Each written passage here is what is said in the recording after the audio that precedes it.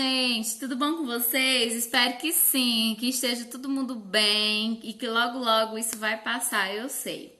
Bom, hoje nossa aula é de história e a gente vai ver um pouco mais sobre o Império Napoleônico.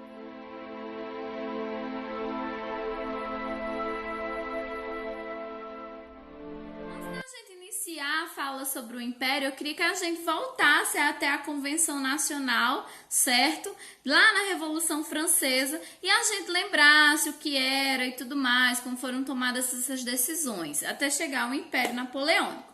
Primeiro a gente tem que entender que depois da perda de poder dos jacobinos, os girondinos assumem, certo? A Convenção Nacional começa a ser uma assembleia, em sua maioria representada pela alta burguesia francesa, onde vai acontecer o chamado golpe 18 Brumário, que tem esse nome devido à República, né? Ao movimento republicano, que é o calendário republicano, e aí vai ser chamado então de 18 Brumário. Esse golpe institui na França o sistema de consulado, onde havia 3 cônsuls. O primeiro cônsul é o mais famoso deles, que é o que a gente vai estudar hoje, que é Napoleão Bonaparte, certo? Muitos privilégios, muitas coisas vão acontecer para que então Napoleão se torne um dos imperadores da França, um dos mais temidos, um dos mais inteligentes, e a gente vai descobrir o porquê quando a gente estiver falando sobre expansão napoleônica. Bom, espero que vocês tenham entendido até aqui essa questão da Convenção Nacional, do consulado e assim por diante. Enquanto consulado ainda, enquanto primeiro cônsul, Napoleão de besta não tinha nada, certo? Uma das coisas que ele primeiro atentou fazer foi montar estratégias para aliados, para alianças. E uma das primeiras alianças que ele vai fazer, uma das mais promissoras, que vai fazer com que ele continue no poder mais tarde, é a aliança com a Igreja Católica. Essa tão famosa instituição que durante a Idade Média, né, foi a rainha dominadora de tudo e de todos, ela volta para a França nesse período como uma forte aliada de Napoleão, que ele vai buscar realmente apoio a ela. Alguns contratos são feitos, né? A questão econômica também são feitas com a Igreja Católica nesse período. Com a Igreja ao seu lado, o mundo então seria seu. A Igreja começa a divulgar, propagar as benfeitorias de Napoleão e tudo mais. E quando chega na segunda metade do século XIX, bem no início da primeira metade do século XIX, certo? Ele faz uma emenda fazendo com que ele se tornasse não mais o primeiro cônsul, mas agora imperador francês, certo? Ou seja, ele dá um novo golpe na história da França, tornando ele imperador na França. Algumas medidas que ele fez vão ser super importantes, principalmente no campo militar e educacional, como também no campo político e econômico, e é isso que a gente vai ver agora, certo? Acompanhem comigo. No campo da economia, uma das primeiras medidas que ele vai fazer, obviamente, é dar privilégios à burguesia, já que Napoleão Bonaparte ele ascende ao poder devido a essa classe, devido à burguesia. Então, muito do comércio, né, da abertura que ele vai dar na economia, é privilegiando esse grupo específico que é a burguesia. Realizou algumas obras públicas, como a drenagem de pântanos, certo? E a construção de barragens, o que vai favorecer também ao povo pobre. Isso que é interessante na estratégia econômica do Napoleão, é que ele não vai somente favorecer a burguesia, apesar de que a maioria de suas ações vão ser voltados a essa classe, ele vai beneficiar também ao povo pobre francês, fazendo com que a França se reerguesse economicamente novamente, certo? Então, com essas construções, milhares de empregos foram gerados e isso era maravilhoso, não é? Porque a França estava vivendo uma crise econômica terrível, onde faltava o principal alimento francês, que era o pão. E aí o Napoleão começa a gerar emprego e todo mundo começa a ter comida na mesa. Então ele começa a ser admirado, adorado pelo povo francês por conta disso. Bom, ele estabelece alguns tributos que vai favorecer ao mercado interno, ou seja, aos burgueses franceses. Então, muita coisa que ele vai fazer, como eu disse, a distribuição de terras também, tanto para burgueses quanto para pessoas pobres, o que é interessante nessa distribuição de terras francesas nesse momento. Então, tudo isso vai favorecer ainda mais o seu nome, né, a sua reputação. Esse é no campo da economia, tá, gente? A segunda medida é no campo da educação, né? As próximas medidas que a gente vai falar aqui é no campo educacional, que foi um campo que o Napoleão visou muito, principalmente em relação à educação militar. O exército de Napoleão, ele é super famoso, certo? Eu acredito que todo mundo já ouviu falar de Napoleão, nem que tenha sido no pica-pau, mas todo mundo já ouviu falar de Napoleão, pelo menos de seu exército, né? Enfim,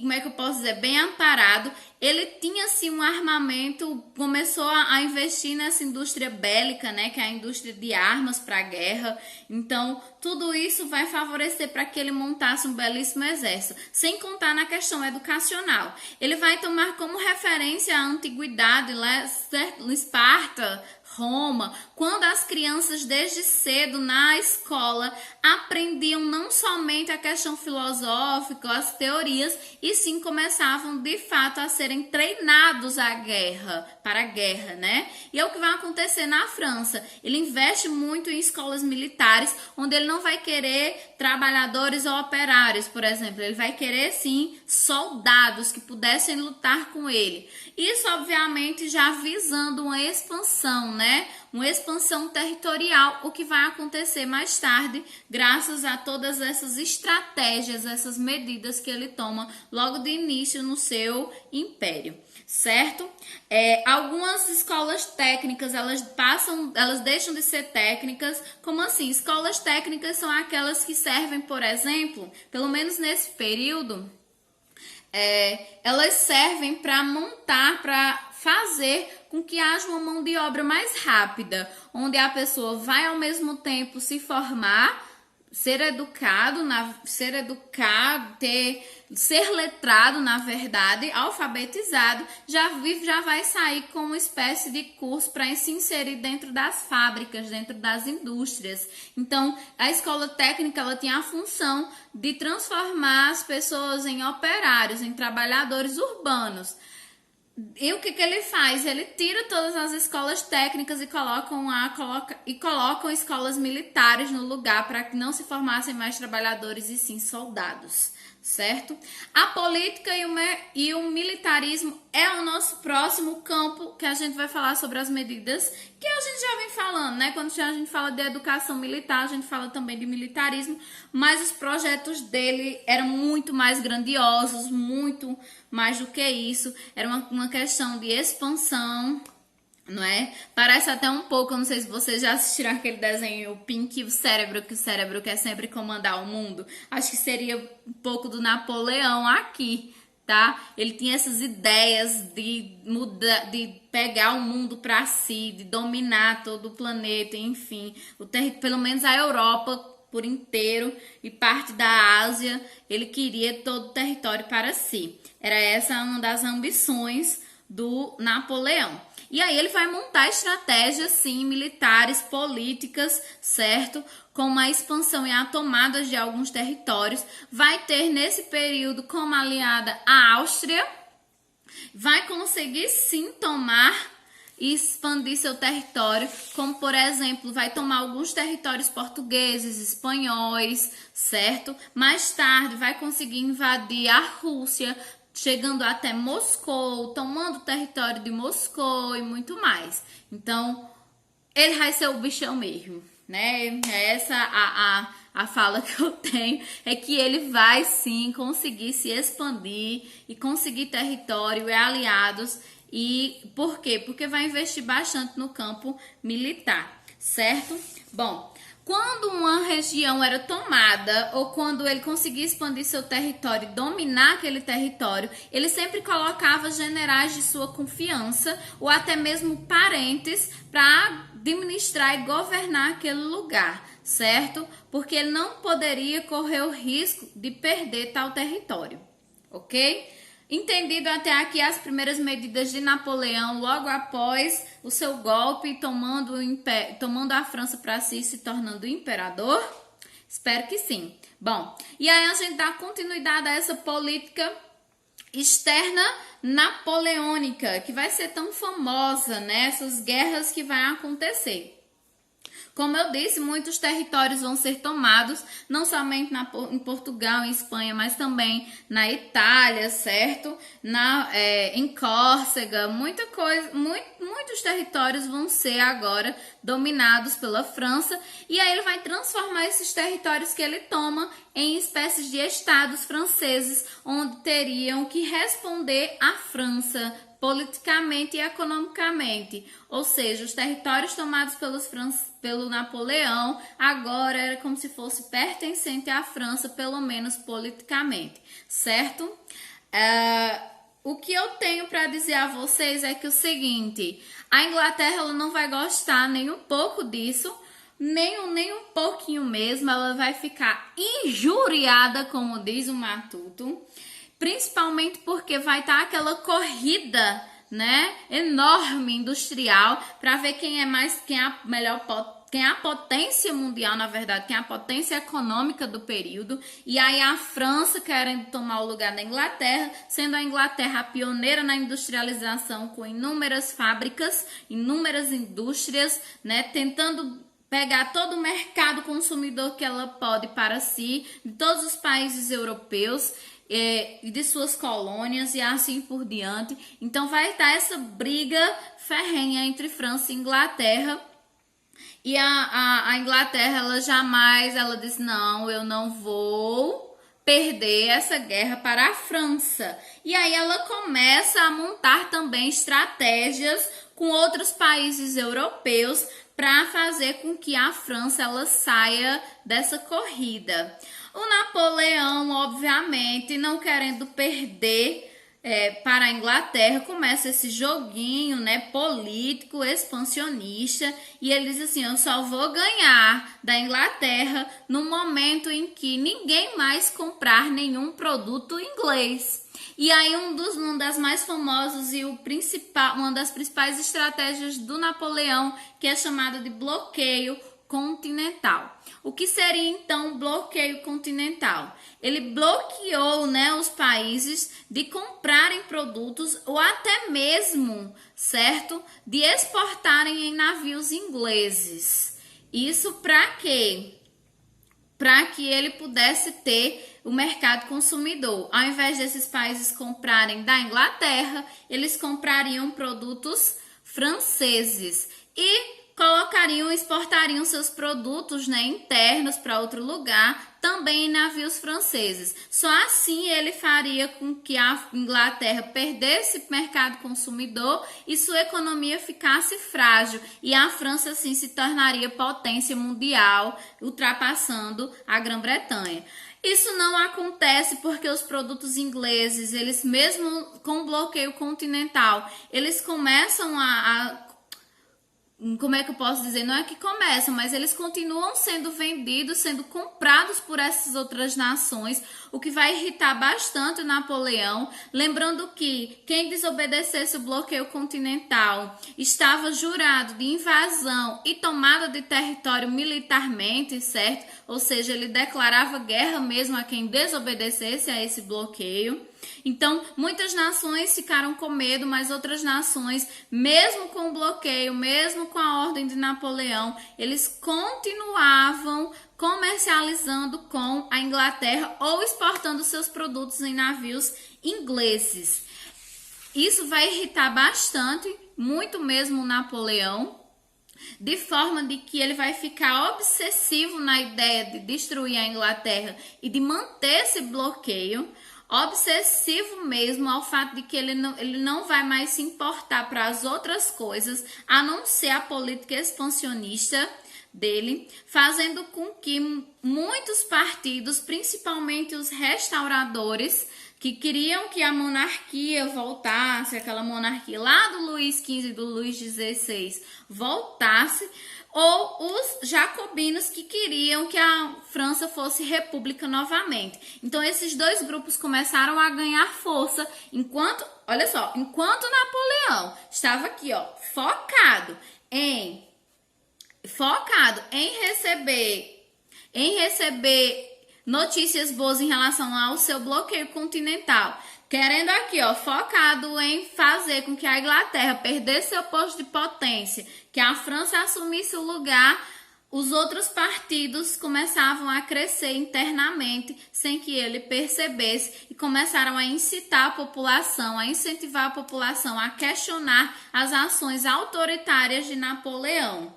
Lembrando que foi o bloqueio continental de Napoleão que fez com que a família real de Portugal, Dom João VI, né, a Dona Maria, enfim, a rainha Dona Maria, todos eles saíssem de Portugal, fugissem de lá e viessem para o Brasil. Então,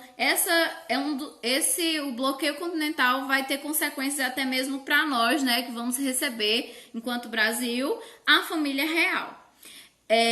O bloqueio continental, ele permanece. A política expansionista de fazer com que novos territórios fossem anexados à França também continuam. E aí ele foca na Rússia, né? Ele adentra o território russo. E aí, E ele começa a vencer as primeiras batalhas, tá, gente? Chegando até mesmo a Moscou, a capital da Rússia. Mas aí, mesmo ignorando também o inverno russo, que é terrível, para vocês terem ideia, tem um momento na Rússia, certo? Que o inverno é tão ruim mesmo, que não existem moradores de rua pelo fato de que eles não aguentariam nem se tivessem diversas mantas, enfim. Lá o negócio é pesado.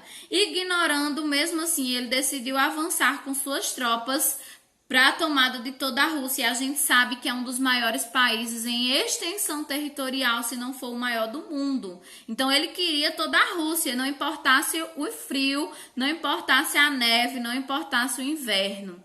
Só que os russos não contra-atacavam, esperavam o momento certo, que era o momento em que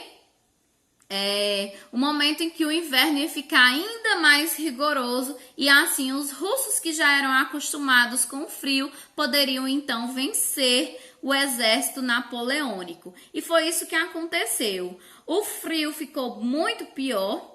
As tropas francesas, muitas delas morreram, as plantações começaram a desaparecer, a ficarem congeladas, eles não tinham mais do que se alimentar, não tinham mais cidades para saquear, certo? E aí eles começaram, boa parte, a morrer desnutridos, outros morrerem de frio, de hipotermia, né? E aí até que o exército russo vence então o exército napoleônico e acontece a primeira derrota de Napoleão. E aí sucessivas derrotas acontecem mais tarde. Lembrando que o inverno russo, anos depois, né?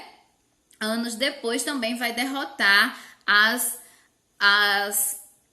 tropas de Hitler, da Alemanha. Então, gente, a Rússia é o bicho, né, de neve, de frio, Deus me livre. E aí ele acaba perdendo, e aí mais tarde, sucessivas, estava aberto então, aparentemente, o fracasso de Napoleão, o que vai ainda mais acender a revolta do povo, questionar as medidas tão autoritárias do bloqueio continental, vai também incentivar o povo a ir para as ruas, a querer a queda de Napoleão. Então essa derrota dele militarmente, né, também vai ser uma derrota na questão da afeição que o povo tinha por ele e vice-versa. Então, muitas coisas começam também a mudar mais tarde, fazendo com que o Império de Napoleão entrasse em declínio, chegasse ao fim, mas isso fica para um outro vídeo, um outro momento que a gente conversa sobre isso. Então, por hoje é só, espero que tenham gostado,